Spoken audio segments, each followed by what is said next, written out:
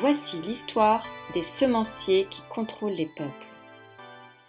En achetant des graines F1, tu donnes ton argent aux gros semenciers mondiaux.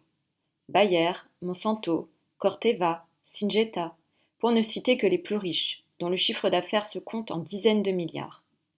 Mais que se cache-t-il derrière ce nom, graines F1 ?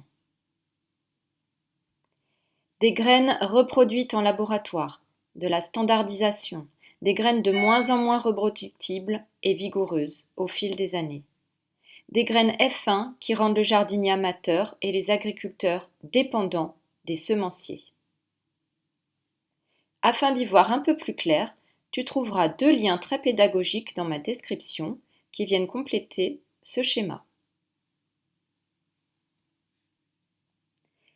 Et comme le dit si bien la ferme de Sainte-Marthe, reproduire des graines est une liberté qui n'a pas de prix, car cela permet le maintien de la diversité.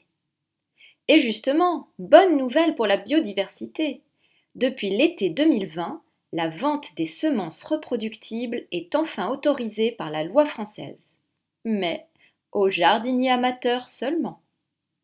Alors, profitez-en, reprenez le pouvoir et la liberté de semer vos graines sans être obligés d'en racheter chaque année à ces grosses sociétés qui contrôlent les peuples et saccagent notre environnement naturel. Rapprochez-vous des petits semenciers locaux qui vous proposent des graines adaptées à votre climat, des associations comme Cocopelli ou la ferme de Sainte-Marthe, qui vous proposeront des fruits et des légumes que vous ne trouverez jamais en magasin. Et puis l'année d'après, apprenez à récolter vos graines pour les ressemer gratuitement.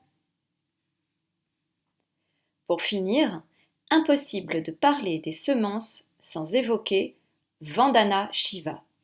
Je la cite.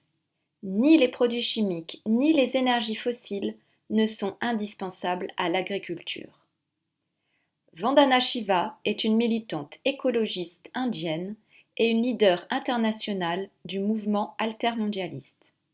Elle a créé l'ONG Navdanya qui promeut l'agriculture biologique.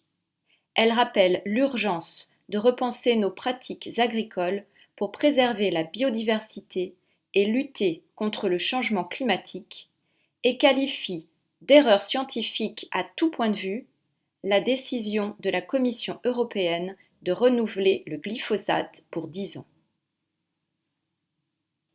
Je vous mets bien sûr un lien sur une de ces interviews.